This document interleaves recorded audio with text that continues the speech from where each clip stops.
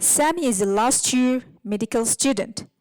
His advisor asked him to attend diabetic clinic in pregnancy to do counseling for diabetic patients who are planning a pregnancy. I am Riam Faisal and you are watching Riam Academy. Today we are discussing the preconception care in diabetic patient. Obviously, Sammy was anxious and he asked help from his friend Adam, who is practicing in the same clinic. Immediately, Adam started to guide him. When you counsel diabetic patients who are planning a pregnancy, there are 8 points that you should put in mind. First, information about outcomes for the mother and baby. Second, the rule of contraception. Third, advices about diet and physical activity. Fourth point, monitoring the blood glucose and ketone before pregnancy. Fifth, the patient should know about the target blood glucose and the glycosylated hemoglobin level before pregnancy. Also, you should counsel the patient about the safe medicine for diabetes that should continue in it during pregnancy, and you should offer retinal and kidney assessment before pregnancy. So, let's go deep and understand more.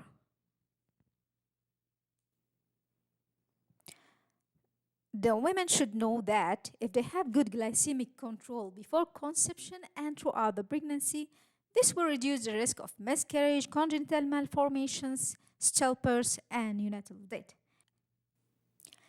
And they should advise about the risk of hypoglycemia and how nausea and vomiting affect blood glucose in pregnancy. And you should counsel them about the possibility of having baby who is large for gestational age, which increase the likelihood of birth trauma, induction of labor, instrumental and cesarean deliveries, and the need for admission in a neonatal intensive care unit.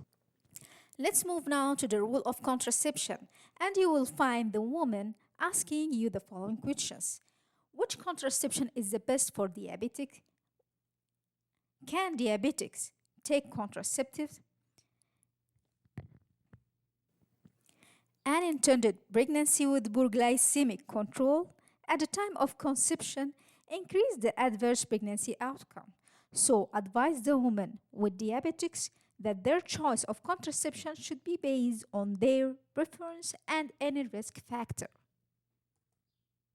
Also, those women should know that diet and physical activity are critically important to achieve stable blood sugar.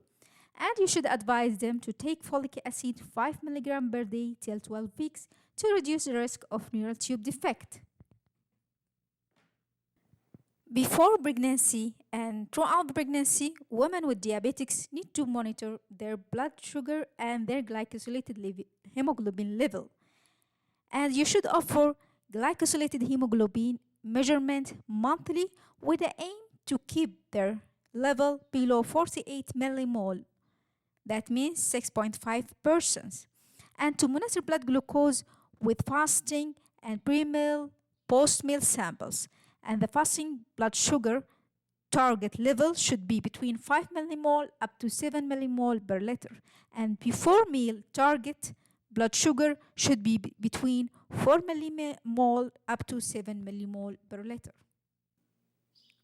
Also, you will counsel them about the safe medicines and advise to stop drugs such as angiotensin converting enzyme inhibitors, angiotensin 2 antagonist, and statin. And isophene insulin considered as a first choice for long-acting insulin. Finally, there are two vital organs need to be assessed before getting pregnancy. These are retina and kidney.